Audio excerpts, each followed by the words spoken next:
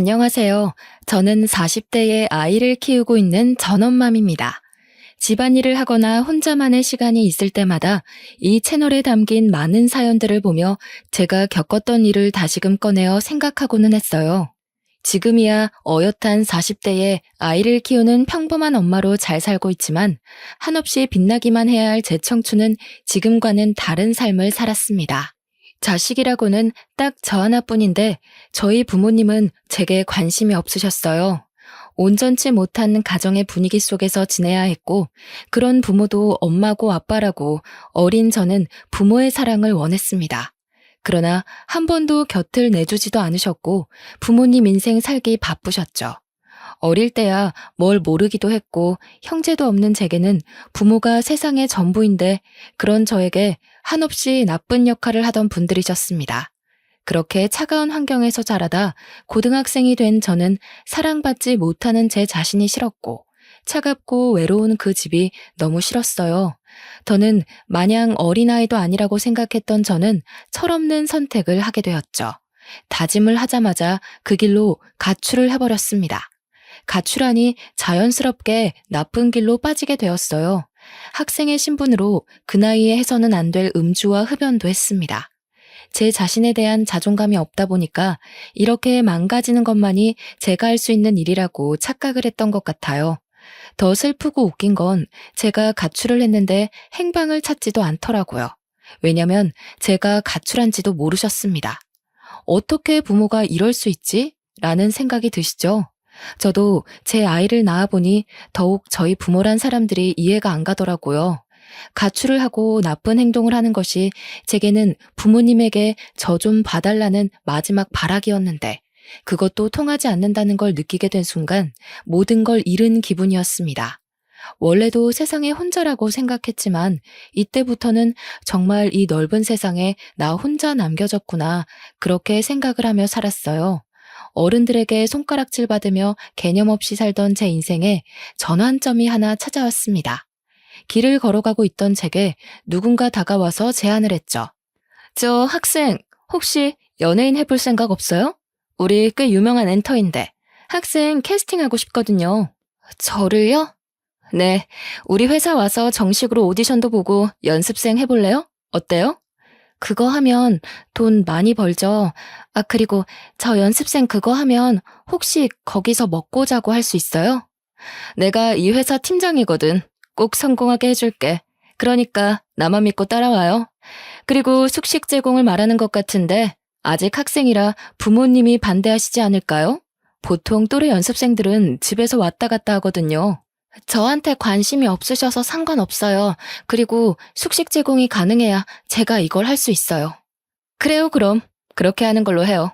흔히 말하던 길거리 캐스팅이란 걸 경험하게 되었고 솔직히 별 생각은 없었습니다. 그냥 절 성공하게 해주겠다 약속을 했고 숙식 제공이 된다고 들어서 조금은 편하게 살 수 있겠다 싶어서 택한 길이었죠. 만약 숙식 제공이 어렵다고 했으면 연습생 생활 그거 하지도 않았을 겁니다. 전 그렇게 서울이란 곳을 가게 되었고 그때 당시에도 서울은 굉장히 멋졌어요. 제가 살던 곳과는 다른 느낌이 들었죠. 보통 이런 상황이라면 이를 악물고 난 꼭 성공할 거야 라며 다짐을 하기도 하잖아요. 그런데 저는 의욕이 없었습니다. 하루하루 눈을 뜨니까 사는 느낌으로 살고 있었고 하고 싶은 것도 없었고 성공이 목적도 아닌 그야말로 삶에 대한 의지가 하나도 없는 사람이었죠.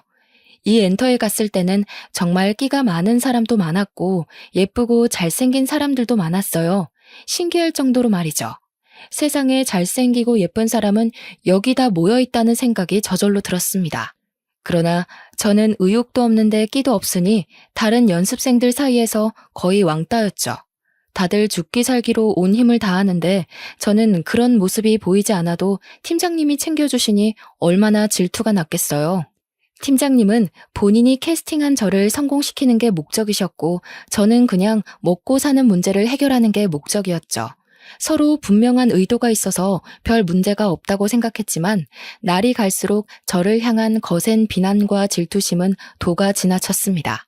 그러나 인생 참 힘들게 살아온 제가 겨우 이런 걸로 기죽을 사람이 아니죠. 너희는 날 욕해라, 난 신경도 안 쓴다는 마음으로 지냈습니다. 제가 얼마나 외롭고 독한 사람인지 다 알고 계셨던 팀장님은 앞만 보고 직진하자고 늘 말씀해 주셨어요. 누구 하나 제 손을 잡고 따뜻하게 이끌어주던 사람이 없던 제게 팀장님은 참 존경하는 어른이었고 품어주셔서 늘 감사했습니다. 그래서 의욕은 없었어도 해가 되지 않으려고 적당히는 했었죠.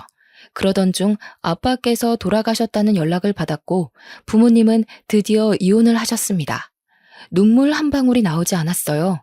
왜 돌아가셨는지 어쩌다 돌아가신 것인지 궁금하지도 않았고 그냥 그렇구나, 돌아가셨구나, 딱 이 정도 감정이었습니다. 이 일로 정말 오랜만에 엄마와 통화를 했었는데 내심 기대를 했었어요. 그만 방황하고 엄마랑 같이 살자는 그 말을 할 거라고 말이죠. 그래, 뭐 잘 살고 있지? 응, 원래 무소식이 희소식인 거야. 앞으로도 그렇게 잘 살아. 엄마는 엄마 인생 살 테니까. 있잖아, 나 궁금한 게 있는데 내가 엄마 자식인 게 싫어? 태어나서 지금껏 한 번도 품을 내주지 않은 그 이유를 알고 싶어. 선주야, 자식인 게 싫고 좋고가 어딨어. 그냥 다 그렇게 사는 거야. 단지 나는 내 인생이 더 중요해. 자식 때문에 내 인생을 포기하고 싶지도 않고 희생하고 싶은 마음도 없어. 너도 알겠지만 부부 사이가 좋은 것도 아닌데 내가 무슨 낙이 있었겠니? 그럼 나는? 부모밖에 없던 그 시절의 나는? 태어나게 해준 것만으로도 감사할 줄 알아야지 뭘 더 바래. 그래서 널 굶겼니? 먹고 살기는 했잖아. 물에 빠진 거 구해주니까 보따리까지 내놓으라는 심보니 너 지금? 인생 그렇게 살지 마. 욕먹어 너. 기대를 한 내가 미친 거지. 이런 사람도 엄마라고 끝까지 기대를 해버렸어. 수치스럽다. 정말 두 번 다시 우리 만나지도 연락하지도 말자. 아빠처럼 죽었다고 연락받게 하지 마. 엄마 죽어도 난 안 가. 너 알아서 해. 너 하나 안 온다고 내가 무너질 줄 알아? 이게 어디서 버릇없이 엄마를 이겨먹고 있어. 엄마가 내 엄마여서 한때는 참 좋았는데 지금은 원망스럽고 증오스러워. 내가 이렇게 아팠던 만큼 엄마도 벌 받을 거라고 생각하고 살게. 끊어. 하나뿐인 친딸에게 참 모질던 부모는 끝까지 모질었고 마지막으로 내민 손까지 내쳐버린 엄마에게 저는 완전히 등을 돌렸습니다. 뭘 기대했던 걸까 싶어 제 자신이 싫었어요.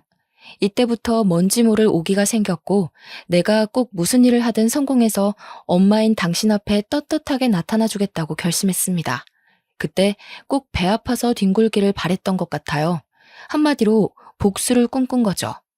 이악 물고 연습했더니 그룹 내에서 우수한 성적을 이루게 되었고 갑자기 발전하는 모습을 보여주니 많은 칭찬을 받았습니다. 물론 같은 연습생들 사이에서는 더 많은 질타를 견뎌야 했죠. 지금 와서 생각해보면 사랑을 받아본 적이 없어서 그런 것인지 어디를 가도 미움만 받았던 것 같습니다. 그러니 늘 외롭고 쓸쓸한 인생을 살았고 조금만 잘해주고 조금만 손을 내밀어주면 저 사람 참 좋은 사람이구나 그렇게 생각을 했죠. 같은 연습생 생활을 하던 오빠가 있었습니다. 저보다 4살이 많았고 많은 여자 연습생들 사이에서 인기를 얻고 있었죠. 그런데 그 오빠는 늘 혼자서 질타를 받는 제 곁을 묵묵히 지켜줬고 전 그 따뜻함이 낯설게 느껴지다가 시간이 지나니까 사랑하고 싶었습니다. 사랑이 뭔지도 모르면서 그냥 그렇게 사랑하게 되었고 연애를 했어요. 당연히 같은 연습생들끼리 연애를 회사에서는 반대를 했었고 비밀리에 쉬쉬하며 만나다 결국 들통이 났습니다. 그 이후 저희 두 사람은 이전보다 더 힘든 시간을 견뎌야 했어요. 쓴소리를 정말 많이 들었습니다. 성태야, 선주야, 지금 너희가 연애할 시간이 어딨냐? 어? 다른 애들은 1분이라도 더 연습해서 어떻게든 데뷔하겠다고 난린데 너희는 뭘 믿고 그렇게 여유로운 건데? 죄송해요. 그렇지만 연애를 한다고 해서 연습 소홀하게 한 적은 없어요. 선주야, 말은 똑바로 하자. 솔직히 너 다른 애들에 비해서 간절하지도 않은 거 나도 알고 있는데 계속 이런 식이면 우리도 곤란해. 요즘 세상이 예쁘다고 다 되는 것도 아니고 둘 다 명심해. 봐주는 건 여기까지야. 둘이 관계 얼른 정리하고 너희 본분에 집중해. 결국 실장님께 따로 불려가서 남자친구와 저는 이런 말을 들었습니다. 많은 생각이 들었어요. 저는 연습생을 굳이 하고 싶지 않았으나 숙식 제공이 되니까 했던 거고 먹고 살 길이 없으니 선택했던 길이지만 남자친구는 본인이 이루고 싶었던 꿈이었습니다. 본인이 꿈이 코앞으로 다가왔으니 쉽게 포기하기가 어려울 텐데 남자친구는 저를 선택했고 저도 그런 남자친구를 선택했어요. 안 그래도 너무 힘들었던 연습생 생활이라 하기 싫었는데 차라리 잘된 일이라고 생각했죠.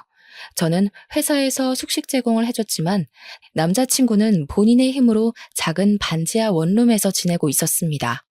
연습생 생활을 포기하면서 당연히 모든 지원은 끊겼고 저는 남자친구가 지내는 곳에서 함께 지내며 별일을 다하며 돈을 벌었어요. 그때는 그게 최선이라 생각했고 아마 다시 돌아가도 같은 선택을 했을 거지만 지금 와서 생각해보면 참 철이 없었죠. 제 모든 선택에는 늘 부모에 대한 원망과 증오가 있었고 그렇기 때문에 난 이렇게 된 거야 라며 합리화를 했던 것 같습니다.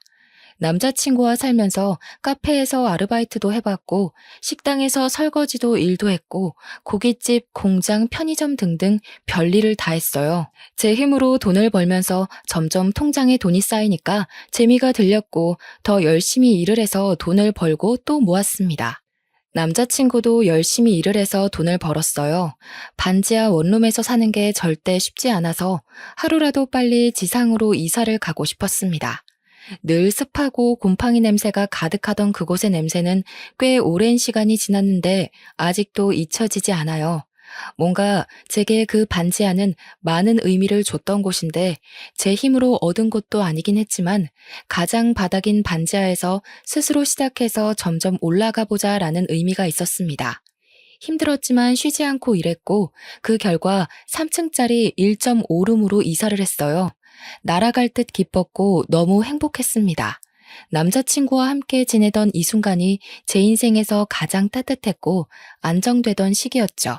늘 제가 우선이던 남자친구가 있었기에 아무리 힘든 일을 해도 힘들지 않았고 이렇게 살다가 더 돈을 많이 모으면 결혼을 하자고 그렇게 약속을 했습니다. 그렇게 하루하루 행복이 뭔지 사랑이 뭔지를 느끼면서 살고 있는데 제게 자꾸 모르는 번호로 연락이 왔어요. 한두 번은 그냥 무시했는데 계속해서 오길래 한 번 받았습니다. 여보세요? 이제야 전화를 받네. 한선주 씨 맞죠? 대체 왜 전화를 피하지? 누구세요? 누구신데 자꾸 전화하세요? 내가 그쪽 투자까지 해주려던 투자자예요. 근데 이제야 알았거든요. 데뷔가 코앞인데 왜 그만둔 거예요? 대체 내가 지원이고 뭐고 다 해주려고 했는데 그랬으면 당신 인생이 달라졌을 건데. 네? 투자자요? 전 들은 말이 없는데요. 그렇겠지 당연히. 한선주 씨 회사에서 내가 투자한 걸 말하면 돈을 떼줘야 할 테니까 굳이 알려주지 않았겠지. 아니, 이럴 게 아니라 우리 한번 만나죠. 내가 이쪽으로 투자한 사람들은 무조건 대성했거든. 난 보는 눈이 있다고. 꼭 연예인이 아니더라도 방법은 있으니까 우선 만납시다. 의문의 남성에게 받은 전화는 무언가 꺼림칙했습니다. 저에 대해서 너무 자세히 알고 있어서 정말 투자자인가 싶기는 했지만 이미 저는 그쪽 생활을 접었기 때문에 더는 연관도 없다고 생각하고 무시를 했어요. 그런데 사람 마음이라는 게 참 간사하죠? 분명 열심히 땀 흘려서 돈을 벌면서 모으고 그렇게 살아가고 있었는데 막상 저를 위해 투자하고 싶다는 투자자가 직접 전화를 해주니 솔깃했어요. 나이가 들수록 현실을 깨닫게 되긴 한 거죠. 이렇게 한 푼 두 푼 모아서 언제 집다운 집을 사고 결혼을 할 수 있을까라는 현실이요. 결국 저는 그 투자자라는 사람의 연락을 다 받지 않다가 결국 제가 걸게 되었습니다. 여보세요? 한선주예요. 저를 만나고 싶다고 하셨죠? 만났으면 좋겠는데. 오, 그래요. 연락 기다렸어요. 그러면 지금 있는 곳 알려주면 차 보내줄게요. 그곳 타고 편하게 와요. 아니요. 주소를 알려주시면 제가 갈게요. 경계심이 상당하네요. 뭐 그럼 그렇게 해요. 문자로 주소 보낼게요. 네. 전화를 끊자마자 주소가 왔고 받은 주소로 갔습니다. 솔직히 가면서도 수많은 생각을 했어요.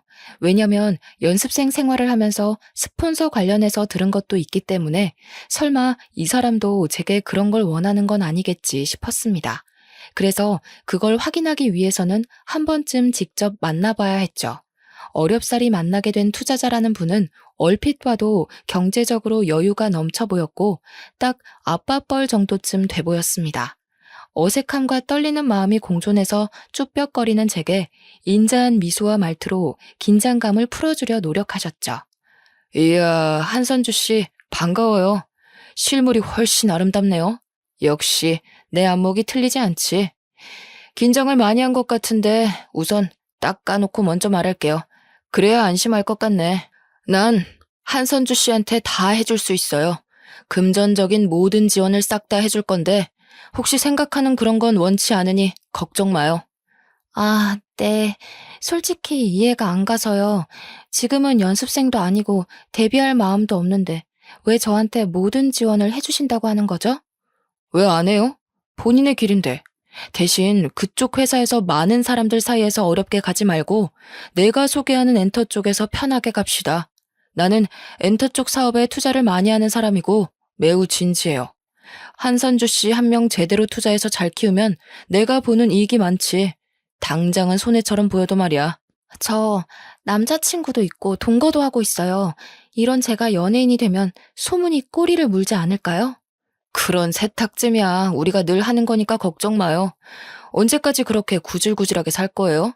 기분 나쁠 수 있지만 이미 어느 정도 조사는 해서 대충 상황은 아는데 한선주 씨는 그렇게 살 사람이 아니에요.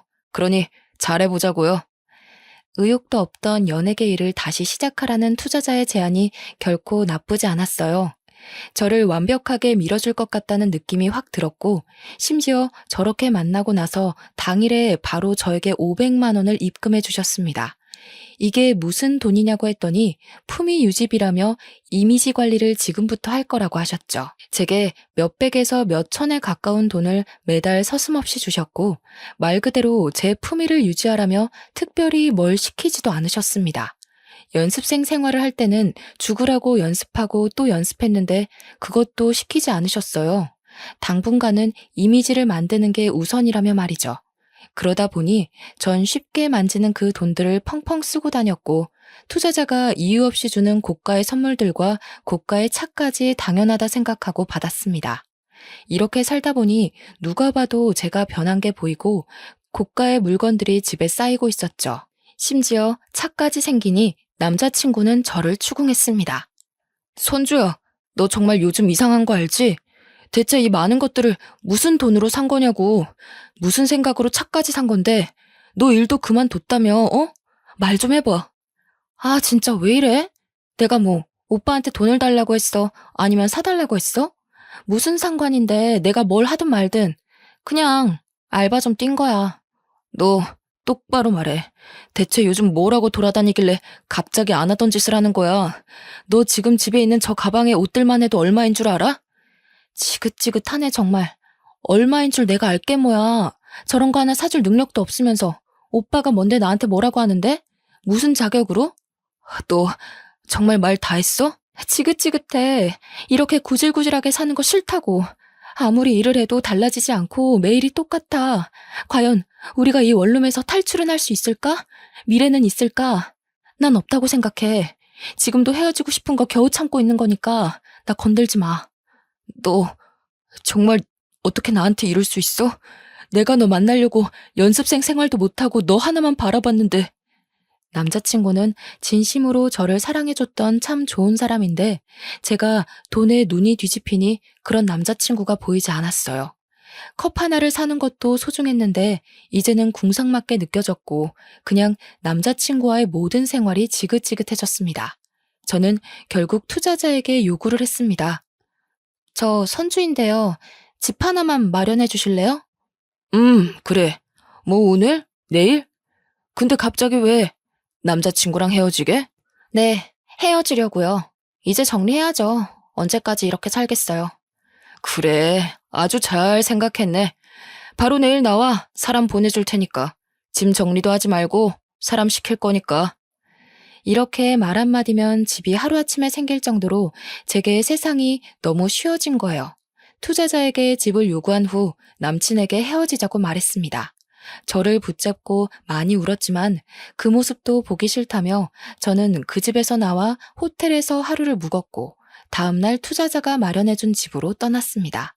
제 짐은 알아서 옮겨주신다고 했는데 시간 맞춰 가보니 다 옮겨져 있었고 제가 상상한 이상으로 너무 좋은 집이라서 놀랐습니다. 전 그냥 아무리 좋아봐야 투룸 정도겠지 생각을 했는데 서울에서 이름 좀 있는 곳으로 집을 구해주셨어요. 그곳에서 살다 보니 마치 제가 정말 부자라도 된 마냥 거만해졌습니다. 이때부터는 연습생 생활을 슬슬 시작하기도 했어요. 예전만큼 저를 힘들게 굴리지 않아서 좋았고 살살 연습시키다 제가 힘들다고 하면 쉬게 해줬습니다. 한마디로 저를 위해 모든 게 굴러가는 느낌이 들었고 그걸 이용해서 아주 거만하게 살았죠. 투자자는 제게 말도 안 될 정도로 지원을 해줬기 때문에 사실 저는 돈에 대한 아쉬움이 없었습니다. 심지어 돈이 얼마나 벌기 어려운 건지 느낄 틈도 없이 쓰기 바빴죠. 그렇게 흥청망청 돈 쓰는 재미로 살던 중 헤어진 남자친구가 찾아왔어요. 이 주소를 알 수가 없었을 텐데 너무 당황스럽더군요. 뭐야? 어떻게 알고 여기까지 온 거야? 선주야, 무슨 관계인지 뭔지는 묻지 않을게. 다만 난 진심으로 걱정돼서 그래. 그 사람이 널 평생 책임져 줄 수는 없잖아. 지금이야 너가 이렇게 다 누릴 수 있다고 해도 평생은 아니잖아. 그리고 무엇보다 이렇게 사는 건 정말 아니야. 선주야, 너 왜 그래 정말. 부러우면 그냥 부럽다고 해. 내가 어떻게 살든 내 인생이니까 신경 쓰지 말아줄래? 우리 헤어진 사이인데 내 뒷조사를 한 것인지 뭔지는 모르겠지만 나에 대한 관심 자체를 꺼줄래? 내가 사랑하는 여자가 망가져가는 모습을 어떻게 보고만 있어. 나한테 다시 안 와도 괜찮아. 아니, 바라지 않아. 그렇지만 예전에 너답게 살아가줘, 선주야. 내 마지막 부탁이야. 웃기고 있네. 나다운 게 뭔데? 난 지금 이 모습이 가장 나다운 모습이라고 생각해. 그러니까 제발 참견 말고 너나 잘하고 사세요. 남자친구는 절망에 빠졌고 전 그 사람을 비웃어주며 집으로 들어왔습니다. 이때까지만 해도 웃겼어요. 헤어진 전 남자친구 주제에 무슨 자격으로 제게 이래라 저래라 하는지도 모르겠고 어떻게 여기까지 찾아와서 저러는 건가 싶었습니다. 평소와는 다르게 너무 과한 감정이 느껴졌어요. 과하게 화가 났고 과하게 어이가 없었습니다. 그때는 몰랐지만 지금 생각해보면 정말 사랑했던 사람 앞에서 부끄럽고 창피했던 거죠. 남자친구의 말을 무시한 채 여전히 저는 사치를 부리면서 살았고 그야말로 완전 다른 인생을 살고 있었습니다. 그러던 중 어느 날은 투자자가 호텔로 저를 초대했어요. 간혹 투자자와 함께 좋은 곳에서 뭘 먹거나 호텔에서 회의를 하거나 하는 경우가 있었기에 대수롭지 않게 생각하고 갔습니다. 심지어 이날 가게 된 그 호텔이 서울에서 세 손가락 안에 꼽히는 곳이고 VIP룸에서 회의가 끝나면 그 방에서 하루를 묵으라고 하셨거든요. 그래서 설레는 마음으로 갔습니다. 약간 평소랑 달랐던 건 투자자가 그날따라 표정이 어딘가 묘하게 달랐어요. 왔어? 밥은 먹었니? 아니요. 회의 끝나면 룸서비스 시키려고요. 룸서비스? 좋지. 어떻게? 내가 지원해주는 삶을 살아보니 좋지? 전에 만난 그 친구랑 살았을 때랑 비교가 안 될 건데. 그치? 그렇죠. 근데 오늘 회의 주제는 뭐예요? 에이, 왜 이렇게 급해, 오늘따라. 난 궁금한 게 많은데. 내가 생각을 해봤단 말이야. 선주 너한테 들어가는 돈이 어마무시해. 근데 정작 너는 나한테 주는 기쁨이 아직 하나도 없어. 그럼 내가 돈 줄 맛이 안 나겠지? 네? 갑자기 왜 그런 말을 하세요? 생각을 해봤다고 했잖아. 나는 너한테 이렇게 돈을 써도 기쁨이 하나도 없고 너 전에 만난 그 친구는 능력이 없어도 네가 다 해줬을 거 아니냐? 그치? 이건 불공평하잖아. 그래서 네가 나한테 기쁨을 줄 때까지는 다른 기쁨을 줘야겠어. 뭐라고요? 순식간이었습니다. 이곳에 자세히 담을 수도 없지만 갑자기 제게 기쁨을 달라면서 그런 관계를 원했고 저는 투자자를 밀치고 신발도 못 신고 맨발로 뛰쳐나왔어요. 그렇게 뛰쳐나와서 급하게 택시를 탔는데 생각해보니 제가 살던 그 집도 그 사람 집이었죠. 우선은 급한 대로 최대한 멀리 가달라고 했습니다. 그러다 문득 혹시라도 제 계좌를 추적하거나 할까봐 근처 ATM 앞에 세워달라고 한 후 돈을 다 뽑아버렸어요. 그 후 최대한 멀리 떨어진 곳으로 가서 호텔에 몸을 숨겼습니다. 한참을 울고 또 울었고 그제야 정신이 들더라고요. 핸드폰 전원도 꺼두고 무서워서 아무것도 못한 채 호텔 방 안에만 숨어 지낸 지가 일주일쯤 되었을 때 저도 생각이 어느 정도 정리가 되었습니다. 모든 걸 내려놓고 정신 차리고 살아야겠다고 말이죠. 일주일 동안 자책을 너무 많이 했고 저 자신이 너무 한심해서 말로 다 설명할 수도 없었지만 살고는 싶더라고요. 그래서 용기를 내 핸드폰 전원을 켰는데 투자자에게 미친 듯이 연락이 와 있었습니다. 보니까 내용이 그랬어요. 기쁨도 주지 않고 도망만 친 저를 용서할 수 없다며 죽을 때까지 쫓을 거니 멀리 도망쳐 보라는 협박성 문자들이었습니다. 이외에도 본인 소나기에서 벗어날 방법을 알려주겠다며 그동안 지원받은 모든 것들을 다 내놓으면 놔주겠다고 했죠. 한참을 고민하던 끝에 용기를 내 투자자에게 직접 전화를 걸었습니다. 저예요. 지금 이게 뭐 하는 짓이에요? 애초에 계획한 내용과는 전혀 다르잖아요. 당신 멋대로 계약 위반해놓고 이제 와서 지원한 거를 갚으라고요? 웃기지 마세요. 선주야, 내가 늘 말했잖아. 어딘가에 사인할 때는 꼭 자세히 읽으라고. 너 그 계약서 제대로 안 읽었구나. 거기에 쓰여 있는데 1년 안에 데뷔 못할 시에는 내가 원하는 기쁨을 데뷔할 때까지 주면서 지원받은 걸 갚아야 한다고. 그게 딱 적혀 있어, 선주야. 뭐라고요? 당신 진짜 사람 아니구나. 내가 그럼 너 따위한테 그런 지원을 이유 없이 해줬겠니? 다 이유가 있는 거야. 이제라도 알았으면 몸으로 기쁨을 주던가 몸으로 일해서 갚던가. 뭐 선주 네가 선택해. 대신 오늘 안에 선택해서 대답을 해줘야 해. 안 그러면 어쩔 수 없이 내가 너를 찾아갈 거니까. 이딴 게 어딨냐고. 내가 그 돈을 어떻게 갚냐고. 돈을 못 갚으면 몸으로 갚으라니까. 더러운 놈, 가만 안 둘 거야. 그렇게 투자자와는 전화를 끊었고 답이 없었습니다. 제가 생각했던 것 이상으로 상황은 심각했고 뒤늦게 찾아본 계약서에는 정말 그런 내용이 적혀 있었어요. 아주 깨알같이 작은 크기로 말이죠. 세상에 공짜는 없는 건데 정말 멍청해도 어쩜 이렇게 멍청할 수 있는지 저 자신이 싫었어요. 결국 저는 도망자 신세가 되었습니다. 투자자는 저를 쫓았고 저는 도망 다녔고 그렇게 살았어요. 죽기 살기로 도망쳤는데 투자자는 제게 늘 문자로 그랬습니다. 아이고, 놓쳤네. 이번에도 꼭꼭 숨어라. 머리카락 보일라. 너무 두렵고 무서웠지만 제가 다 저지른 일인데 누굴 탓하겠습니까? 이 와중에 전 남자친구가 자꾸만 떠올랐는데 그게 참 이기적인 거죠. 떠올리는 저 자신이 어이가 없더라고요. 그렇게 헌신적이고 착한 사람을 매정하게 버려놓고는 이제 와서 제가 죽을 것 같으니 떠올리는 것도 싫었습니다. 본인 꿈까지 포기하고 저를 선택한 사람인데 이제 와서 그 사람을 찾아가면 저는 정말 몹쓸 짓을 여러 번 하는 거겠죠. 그렇게 저는 안 돌아다닌 지역이 없었어요. 매일 지역을 바꾸면서 돌아다녔습니다. 더 이상 갈 곳도 없고 떠돌아다니며 도망다니는 것도 너무 지치더라고요. 설상가상으로 돈도 더 이상 없어서 견딜 수가 없었습니다. 다행인 건 정말 깊숙한 시골 동네를 우연히 가게 되었는데 거기서 만난 할머니께서 저를 며칠 동안 그냥 묵게 해주셨어요.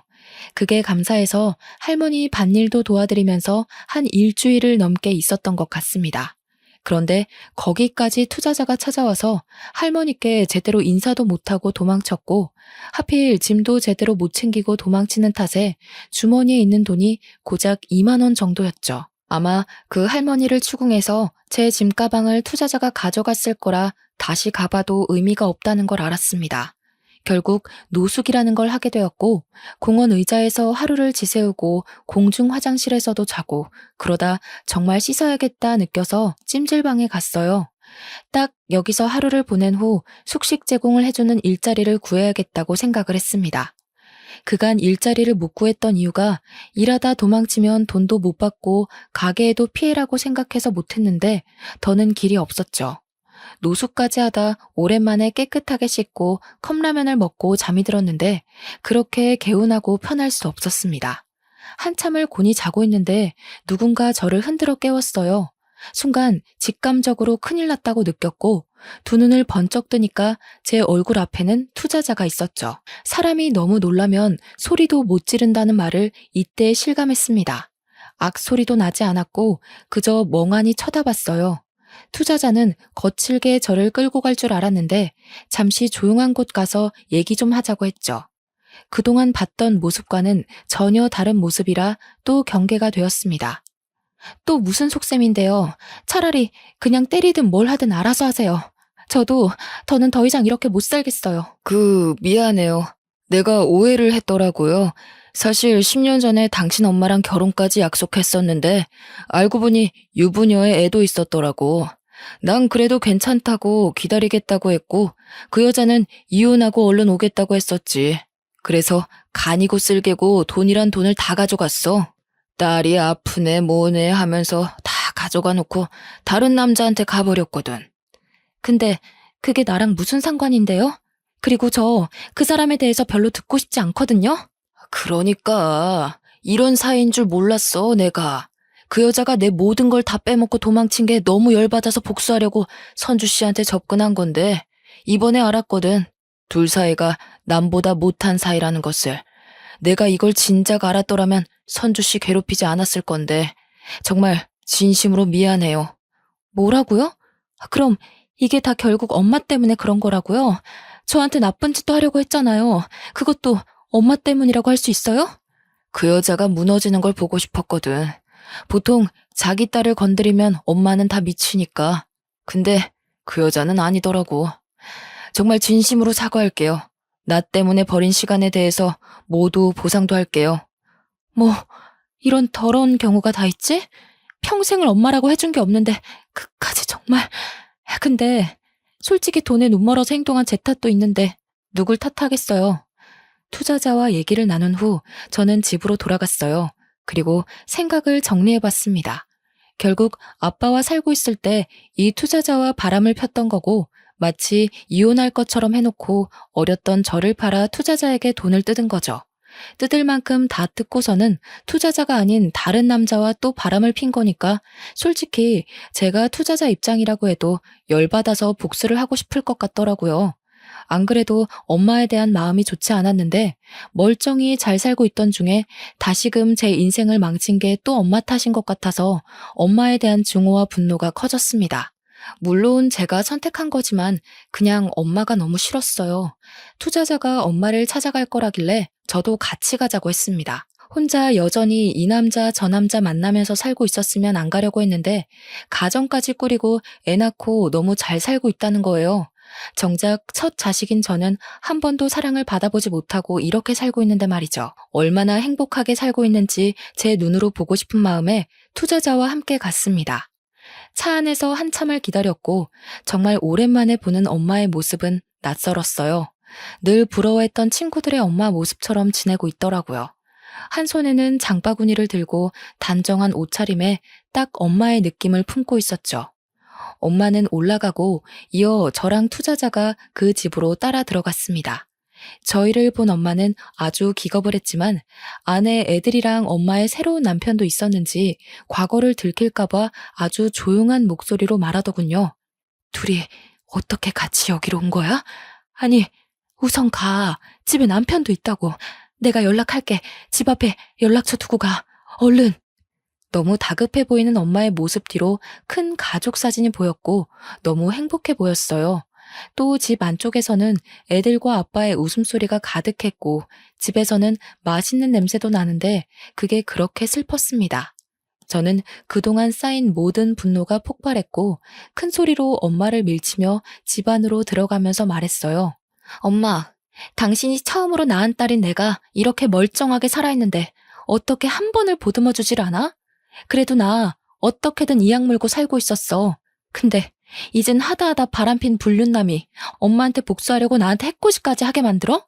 대체 당신이 나한테 해준 게 뭐가 있다고 이렇게 한평생 날 힘들게 하는 거야? 여보, 이게 다 무슨 소리야? 아, 여보, 애들 데리고 나가 있어. 해결할 일이 생겨서. 왜 나가 있어? 저 사람도 알 건 알아야지. 저는 이 사람이 낳은 자식인데 한 번도 품에 안겨본 적이 없는 자식이에요. 이유는 엄마라는 이 사람이 맨날 남자들 만나기 바빠서요. 옆에 이 남자가 그중 한 명이고 단물만 쏙 빼먹고 딴 남자한테 간 게 열받아서 딸인 저를 찾아와서 해코지하려고 했다네요. 너 조용히 못해? 우선 나가자고. 김미연, 이 남자는 얼마 뜯어먹었냐? 너 내가 뒷조사 좀 해보니까 정말 대단하더라. 근데 이 남자랑은 애까지 나온 거 보니까 너도 이제 남자 바꾸는 게 귀찮아서 정착하려고? 야, 미연아. 적어도 사람이면 네 딸은 네가 챙기는 게 맞지 않냐? 저기요. 이 여자랑 하루빨리 갈라서요. 바람 피는 게 습관이고 돈 뜯어먹는 건 취미니까. 그렇게 투자자랑 같이 재혼해서 살고 있는 엄마네 집을 발칵 뒤집었고 이 사실을 몰랐던 엄마 남편은 큰 충격을 받았습니다. 엄마가 얌전한 현모양처인 줄 알았다네요. 남편과 사별을 했고 아래 딸이 있었지만 딸도 같이 죽었다고 말했다는데 그 딸이 멀쩡히 살아있으니 놀랐겠죠. 결국 엄마는 이혼을 당했고 사기 결혼으로 위자료를 많이 물어줬다고 들었습니다. 이후 투자자는 제게 평생 책임지고 지원을 해주겠다고 했지만 무슨 이유이든 제게 나쁜 짓을 하려고 했기에 더는 연락하지 말라고 했어요. 대신 투자자는 제게 살던 집을 명의 이전해줬고 이 세상에 엄마 없어도 잘 살 수 있다며 힘을 주고 떠났습니다. 이후엔 제 힘으로 돈을 벌면서 살았고 아예 타지에서 새롭게 시작했어요. 그곳에서 지금의 남편을 만났고 모든 내용을 다 알고도 지금의 제 모습을 존중해주고 사랑해주는 사람입니다. 결혼은 절대 못할 줄 알았는데 남편은 제가 못난 모습을 보이면 따끔하게 말해주기도 하는 인생에 참 도움이 되는 사람이에요. 제가 많이 사랑하고 존경하는 그런 사람입니다. 아껴주는 시부모와 남편 덕분에 가족이 뭔지를 느끼면서 하루하루 살고 있어요. 사랑이 고파서 한없이 엇나갔던 한심한 저 자신을 가끔 떠올리면서 자책하고 후회하면서 더 열심히 살아가려고 아직도 노력하고 있습니다. 저를 정말 진심으로 아껴주고 사랑해줬던 그 사람도 지금 어딘가에서 저보다 훨씬 좋은 사람을 만나서 행복할 거라고 믿어요. 저라는 사람도 이렇게 행복한데 그 좋은 사람이 안 행복할 수 없죠. 생각하면 늘 미안한 존재지만 이제 그만 생각하려고 합니다. 그게 모두에게 예의니까요. 뱃속에 아이가 올 가을이면 태어나는데 다른 건 몰라도 부끄러운 엄마가 아니길 바래서 매일매일 노력 중이에요. 제가 받지 못한 사랑을 태어날 아이에게는 듬뿍 주면서 키우려고 합니다. 한심하고 부끄러운 제 과거를 들추는 게 결코 쉽지는 않았지만 부디 많은 응원 부탁드릴게요.